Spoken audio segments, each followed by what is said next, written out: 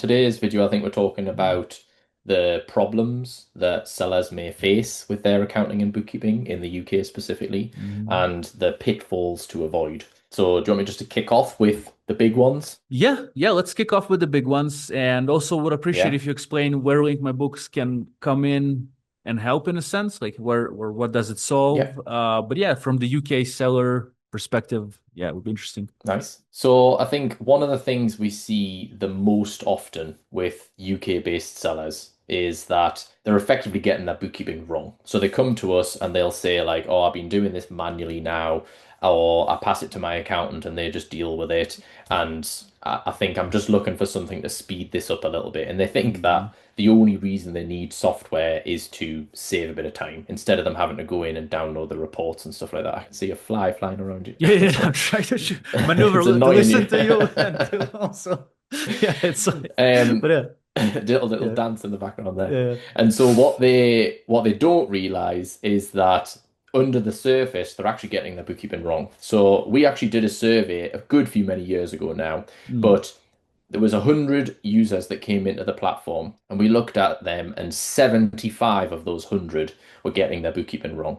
And it was things like they were under or over declaring VAT, or they weren't reclaiming VAT on some of their fees, or they were getting things just catastrophically wrong by just taking the amount that had been paid from the sales channel and just putting that straight in as revenue and accounting for that as just sales and just counting it done for the day. But if we break Mm. those down a little bit further as to why they're wrong, so if we look at the VAT one, for example, so on the VAT side of things, on your income, so the money that you've received in from customers, there's basically a few ways you can get that wrong.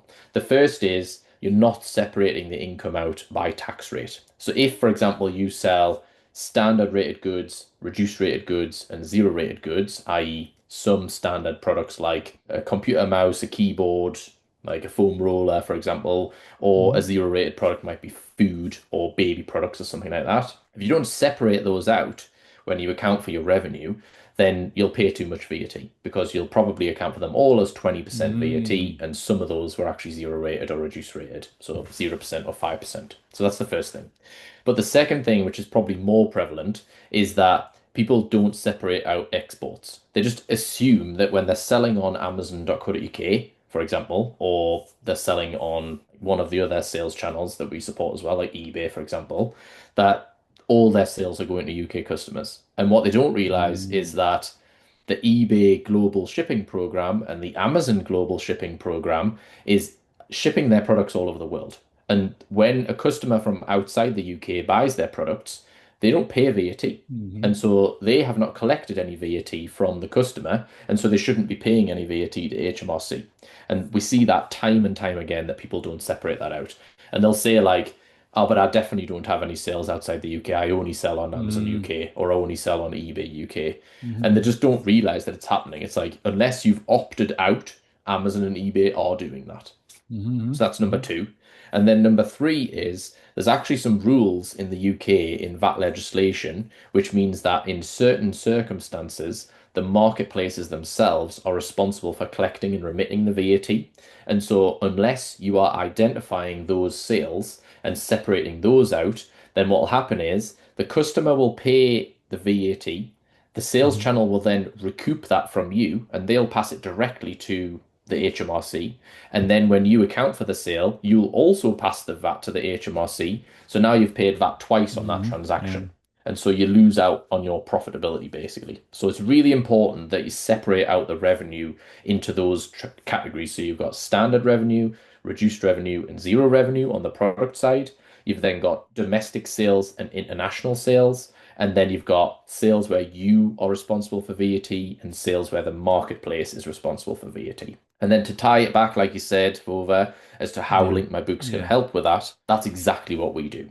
So when we look at your payouts from the sales channels, we look at the individual transactions that made up the payout, and we look up the VAT information on each of those individual orders. So we will separate out products based on the product type, we will separate out international and domestic orders, and we will separate out orders which are VAT responsible for you and VAT responsible for the marketplace. So that means that your income will be sorted. But that is a big mistake that sellers make. And then the second one we talked about was around the fee side of things. So if we take Amazon, because they are probably the most complicated, Amazon has entities all over the world. And so some of their fees they charge from their UK entity, and some of their fees they charge from their Luxembourg entity. And they try and charge as many as they can through Luxembourg because it's cheaper for them to basically do that. But back in August 2024, there was some new legislation passed which meant that they had to now charge most of their fees from the UK, which means that most of their fees are 20% now. So seller fees, regardless of where the item is going to, that is 20%. But your fulfillment fees are now all based on where the item is shipped to and from.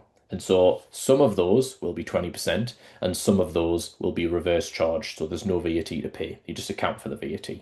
And then your advertising fees, some of those for the UK advertising will be 20% and some of those will be reverse charged. And then the same for your storage fees. So it becomes really complicated to do this manually. So even if you're Yeah. passing this to your accountant and just trusting that they do it correctly, unless they know that, unless they are down with all of the latest e-commerce VAT rules, then the chances are they might be getting this incorrect. And if they over declare or under declare your VAT, then it'll create a whole bunch of problems down the line. Because if you overpay, you're taking money out of your pocket and you're basically just giving it to the HMRC. If you underpay and HMRC find out about it and they do an audit and they realize you've been getting it wrong, then you'll not only have to pay them the VAT you should have paid them, but you'll also pay a penalty. And they can be 30, 50, or 100% depending on how serious it is. So it's definitely not worth getting it wrong. And so the question then becomes, do you want to rely on you doing this manually or your accountant doing this manually, or do you want to get them or you to use the software that can just do this automatically and 100% accurately every single time? And that's why Link My Books is the number one thing that UK businesses should be thinking about when they're selling on e-commerce. So here I am inside the demo account, and as was Mhm. said, in another video that we filmed actually,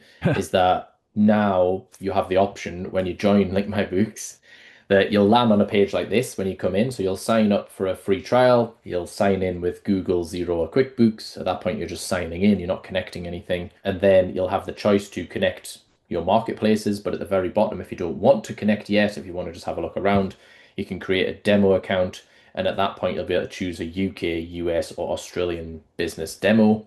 For the purposes of this, I'm going to go into the one that we've already created, which is a UK one. And I think what's quite good is to be able to show you exactly what I was talking about. Hmm. So before I was saying that if you sell different types of products, if you've got products that go outside of the UK, or if you've got sales which the marketplace are that responsible, like all of that we're actually doing here. So this is a payout from, this is LMB shop, but let's just imagine it's Amazon or eBay or Etsy or someone like that. Hmm. £318.49 pence. Now, of that, we've got some sales principal, sales which are being shipped to the UK, and these are zero rated products. So these are food or baby products or something like that. And so they don't have any tax on, and they will go in the sales account. Now, if you were doing this manually, you might have missed that, and you might not have realized that those are zero rated products, and therefore you pay 20% VAT on that. Mm. And now a sixth of that, so £55, you've just lost because you've just paid it to the HMRC instead of keeping it in your pocket. Then you've got sales that are shipped outside the UK, and again, those are zero rated as well because they're exports. There's no UK VAT to pay on them. And so again, you're maintaining the full value of those transactions in your pocket. And then finally, we come to the sales that are actually shipped to the UK, which are 20% VATable. So these ones are the ones you need to pay VAT on. And so that's why it's super important to be using something like Link My Books to automate that process because this list of transactions might actually be 100 orders. On a bigger seller, it could be 10,000 orders, it could be 100,000 orders. And so for you to do that manually is just unreasonable to be able to do it. And then your different types of fees. So in this example, all the fees are 20% VAT, but in some cases, some of the orders might have 20% on, some of them might have zero rated in terms of fees. So I think that this is a keen example of where we are separating all this out for you into all the different types of transactions. We're putting it in the correct account with the correct tax rate, and all you need to do is just send it across to Xero. And you can do that individually from the settlement dashboard, which we looked at before. So you can say action send to Xero or QuickBooks, or you can do it through our automation as well. So you can just turn it on so that it just automatically posts the data across. So I think that it's increasingly hard now to do this manually. And I think using a piece of software that costs from as little as £13 a month is a wise investment in your business to be able to automate this side of things and then to be able to use the financial analytics to be able to decide how best to grow your business. We looked at this in another video, so I'll not cover it now. I think there's a link below in the description. But yeah, I think that stuff like this is just so powerful. Then the zero rated products, when we connect Link My Books to our sales channel, it will determine based on our product, what UPC, like how does it know that it's a zero rated product, or do we need to supply this information to you? This. Very good question. Very good question. So for Amazon and for Shopify, we can automatically detect that. So Mm-hmm. for Mm-hmm. Amazon, we use what's called the product tax code. So Mm-hmm. when you add a product to Amazon, you also add a product tax code.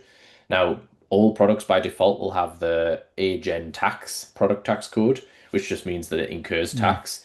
But if you sell food products or baby products or like car seats or anything like that, which is a lower VAT rated item, then you can select the correct product tax code in Amazon and then it will automatically charge the customers the correct VAT amount, either nothing or 5%. And we can detect those product tax codes as they're coming into Link My Books. So for all of those transactions, we'll be looking up the orders, we'll look up the product tax codes. So we'll know which ones are zero rated and which ones are reduced rated, and we'll move those accordingly. For Shopify, we Mm-hmm. have a similar thing where basically we can detect it from Shopify if you've ticked the box to say taxable or non-taxable. For Mm-hmm. all the other channels, so let's imagine this was an eBay account, then what you would do is you would come into Link My Books, you would go into product groups, and then in product groups, here we have three example products. This one is marked as zero rated. These two are standard rated. And so you could just choose in this drop down which type of product these products are. And Mm-hmm. if you've got lots of products, you can do it through bulk upload as well. So you can Mm-hmm. download our template, then you can like use a Excel worksheet to correct all the tax rates and then upload the sheet again, and there you go, you're done. So I think that it's much easier for Amazon and Shopify, but the others are as straightforward as we can make it. Unfortunately, those other channels just don't make that information available through their APIs. Some people might sell on Amazon and then they might also sell on eBay. And so obviously the eBay side of things you have to do manually. Same for TikTok Shop as well. But we automate as much of the process as we possibly can, basically. Maybe you have a little tip for those who are, they're on eBay and they need to do it manually. Like, how do they get those right tax codes? Should they contact some department or should they ask the factory? Or there's like maybe just because maybe a seller is listening, like, look, man, I don't know. Like, what about mine? Like, I've just here my first product. I'm not even Yeah, sure, or not even first product. Maybe they're I looking think into expanding and they're like, I think most sellers will probably know if they sell zero rated or reduced rated products. But if they mhm, don't know, then I think you can actually go on the HMRC's website and you can actually like list of all the types of products that are mhm, zero rated and reduced rated. mhm, Alternatively, you could maybe ask ChatGPT to see if like it can give you some advice. It might not be mhm. 100% accurate, but it'll Yeah. probably point you in the right direction. And then the Uh-huh. last thing I would be was to be ask your accountant. Yes. Or you can chat with us as well. We might Yeah. be able to help Yeah. you on the product side of things.